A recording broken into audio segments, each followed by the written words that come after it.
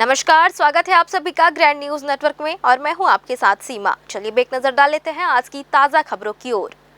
बिलासपुर के रतनपुर थाना क्षेत्र के अंतर्गत यदुनंदन नगर निवासी उत्तम चंद्रवंशी ने पुलिस में शिकायत दर्ज कराई है कि उनके भाई अभय चंद्रवंशी के साथ पुरानी पारिवारिक रंजिश के चलते मारपीट की गई है। घटना 11 मई की बताई जा रही है, जब सोनू कश्यप और उसके साथियों ने अभय का रास्ता रोककर उसके साथ गाली गलौज की और फिर जमकर मारपीट की। इस हमले में अभय चंद्रवंशी को गंभीर चोटें आई है और उनकी गाड़ी को भी काफी नुकसान पहुंचाया गया है।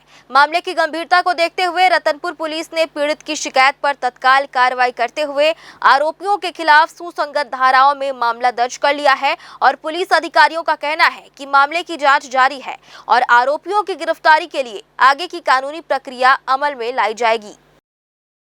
11 मई को प्रार्थी उत्तम चंद्रवंशी निवासी यदुनंदन नगर द्वारा थाना रतनपुर आकर शिकायत किया गया कि उसके भाई आहत अभय चंद्रवंशी के साथ सोनू कश्यप एवं उसके अन्य साथी ने रास्ता रोककर गाली गलौज कर पुरानी पारिवारिक बात पे मारपीट किया है, जिससे अभय चंद्रवंशी को चोट आया है एवं उसकी गाड़ी को भी नुकसान पहुंचा है। इसमें प्रार्थी की शिकायत पर तुरंत सुसंगत धाराओं में अपराध दर्ज कर अग्रिम कार्रवाई की जा रही है।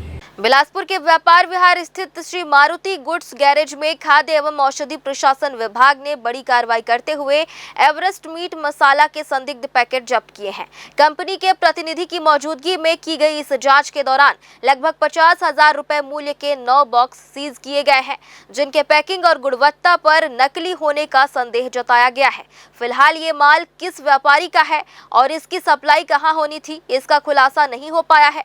विभाग ने ट्रांसपोर्टर को नोटिस जारी कर दस्तावेजों की मांग की है और मसाले के नमूनों को प्रयोगशाला भेजने के साथ ही कंपनी के विस्तृत तकनीकी रिपोर्ट मांगी है, ताकि इस पूरे सप्लाई नेटवर्क और नकली कारोबार की सच्चाई सामने आ सके। बिलासपुर के ग्राम पंचायत नेवरा मनियारी में मुख्यमंत्री ग्राम सड़क योजना के तहत हुए निर्माण कार्य में भारी अनियमितता का एक बड़ा मामला सामने आया है, जहां लगभग 25 लाख रुपए की भारी भरकम लागत से बनी सीसी रोड महज 1 महीने के भीतर ही बदहाल होने लगी है। ग्रामीणों द्वारा सोशल मीडिया पर वायरल किए गए वीडियो में साफ देखा जा सकता है कि सड़क की ऊपरी परत कई जगहों से उखड़ चुकी है और किनारों का सोल्डर निर्माण भी अत्यंत निम्न स्तर का है। ग्रामीणों ने विभाग के ठेकेदार और अधिकारियों पर गहरी मिलीभगत का आरोप लगाते हुए कहा कि निर्माण के दौरान तकनीकी मानकों को पूरी तरह ताक पर रख दिया गया। ना तो एस्टीमेट के अनुसार सही खुदाई की गई और ना ही रेत भराई या पॉलीथीन बिछाने जैसे अनिवार्य नियमों का पालन हुआ।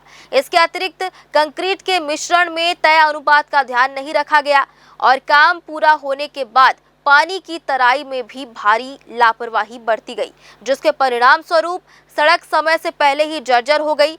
घटिया निर्माण सामग्री के उपयोग से आक्रोशित ग्रामीणों ने अब इस पूरे मामले की उच्च स्तरीय निष्पक्ष जांच और भ्रष्टाचार में संलिप्त दोषियों पर कठोर कार्रवाई की मांग की है।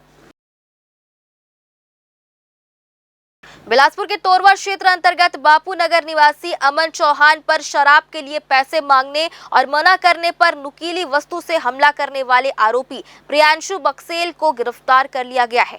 घटना बीते 12 मई की रात करीब 10 बजे की है, जब आरोपी ने प्रार्थी को रोककर रुपयों की मांग की और विरोध करने पर जानलेवा हमला कर मौके से फरार हो गया, जिसका वीडियो भी अब सामने आ गया है।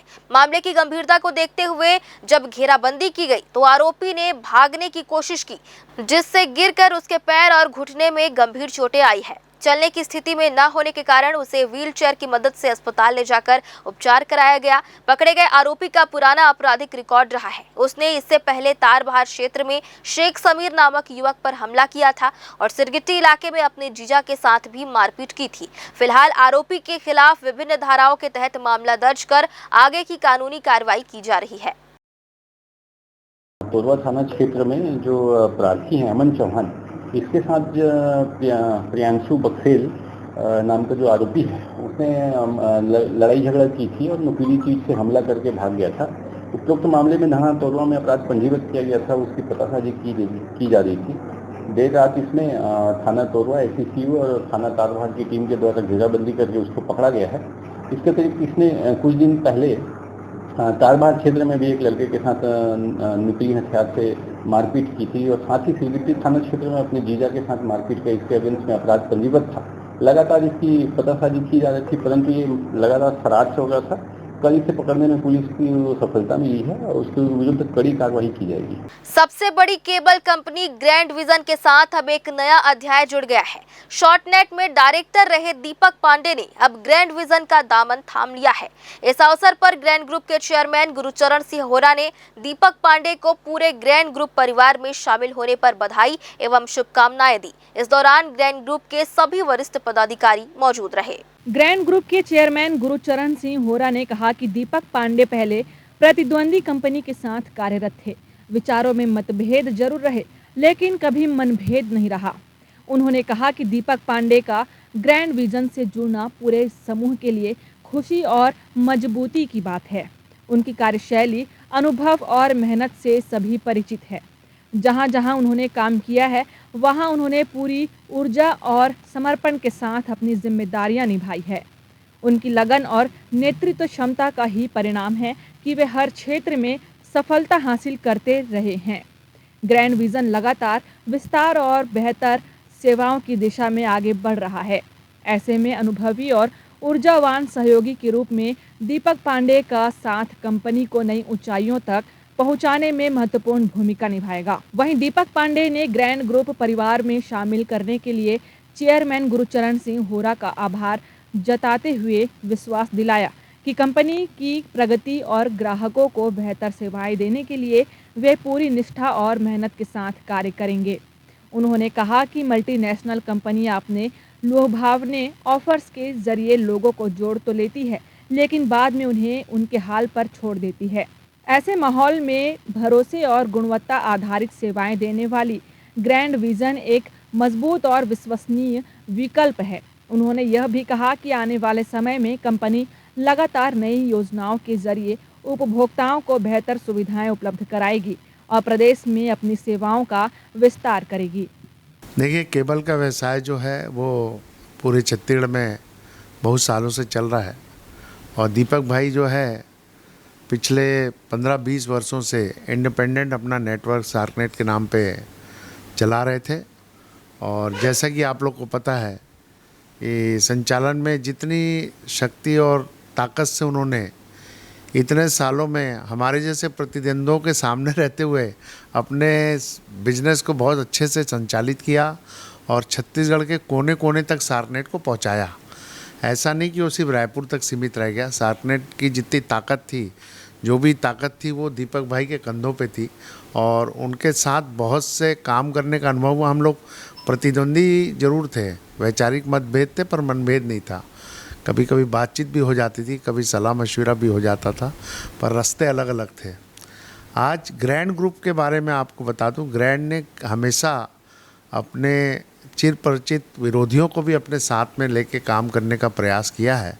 और निश्चित रूप से हम बहुत साल से आग्रह कर रहे थे दीपक जी से कि हमारे साथ मिलके आप काम करो और हम एक ग्रुप के साथ मिलके हम कम से उपभोक्ताओं को अच्छी टेक्नोलॉजी, अच्छा मनोरंजन और स्वच्छ मनोरंजन और जो जो प्रॉब्लम होती है हमारी केबल में उसको दूर करने का हम प्रयास करें। तो हमारे आग्रह को स्वीकार करते हुए आज दीपक पांडे जी शार्कनेट के MSO, जो कि प्रसिद्ध MSO है, उनको किसी परिचय और किसी का उनके मोहताज नहीं, उनका काम बोलता है और उस काम को लेके ग्रैंड के साथ वो आज हमारे साथ काम करने को राज़ी हुए हैं। तो मैं उनको बहुत धन्यवाद और वेलकम करता हूं ग्रैंड ग्रुप की ओर से। उनके आने से हमारी कंपनी को भी 4 चांद लगेंगे और आने वाले समय में हम और अच्छे से स्वच्छ मनोरंजन, अच्छा मनोरंजन और उनकी सेवाओं का लाभ लेते हुए हम उनके साथ काम करेंगे। मैं उनको ग्रैंड ग्रुप ज्वाइन करने पे पूरे छत्तीसगढ़ में हम उनकी सेवाओं का लाभ लेंगे और एक MSO की जो पहचान होती है उस पहचान को मैं कंधे में कंधा मिला के अपने साथ रह के हम इस पूरे अभियान को बढ़ाएंगे। हम नहीं चाहते कि मल्टीनेशनल कंपनियों का प्रभाव हमारे प्रदेश में हो। यहाँ के जो लोकल लोग हैं, जो MSO रहते हैं, लोकल MSO भी हैं, वो शांति से अपना अपना व्यवसाय करें। मैं हमेशा हैथवे, सिटी केबल, जियो, एयरटेल, इनका मैं पक्षधर कभी नहीं रहा। मैंने अपने संसाधन समझाए, मैंने अपना पांडे जी ने अपना संसाधन जमाया और बहुत साल तक व्यापार किया और हमने यहाँ के ऑपरेटरों को अच्छा मनोरंजन सस्ते दरों में उपलब्ध कराने का सब प्रयास किया है। निश्चित रूप से इनसे आने से ग्रैंड को बहुत गति मिलेगी। मैं तो पहले ग्रैंड विज़न के संचालक बड़े भाई गुरुचरण होरा जी को बहुत बहुत धन्यवाद देना चाहूँगा कि उन्होंने मुझे ये अवसर प्रदान किया कि मैं उनके साथ काम करूँ, और ये उनकी सहृदयता है कि अपने विरोधी को भी वो अपने भाई जैसा ट्रीट करते हैं और अपने साथ आमंत्रित करते हैं काम करने के लिए। अगर उसमें कोई गुण है तो वो देख रहे हैं, पहचान रहे हैं कि उसको वो काम कर सके। दूसरी बात कि छत्तीसगढ़ में इस समय, छत्तीसगढ़ ही नहीं केबल के व्यवसाय में इस समय ऐसा कठिन दौर चल रहा है कि कनेक्शन लगातार गिर रहे हैं, लड़के गायब हो रहे हैं, और जो MSO कंपनियां हैं, बड़ी मल्टीनेशनल कंपनियां हैं, ये सब आके छत्तीसगढ़ में रेट बढ़ा रही है, प्रसारण खराब कर रही है। उन सारी चीज़ों से लड़ने के लिए ग्रैंड ही एकमात्र एक ऐसा छत्तीसगढ़ में विकल्प है जो अभी उनको जवाब दे सकता है। इस चीज़ को सोचते हुए हम ग्रैंड के साथ हुए हैं, ताकि आने वाली जो समस्या और आने वाले समाधान है उसका सामना हम ग्रैंड के साथ कंधे से कंधा मिला के कर सकें। और फिलहाल आज की ताज़ा खबरों में बस इतना ही। आगे भी खबरें जारी रहेंगी, बने रहिए ग्रैंड न्यूज़ नेटवर्क के साथ।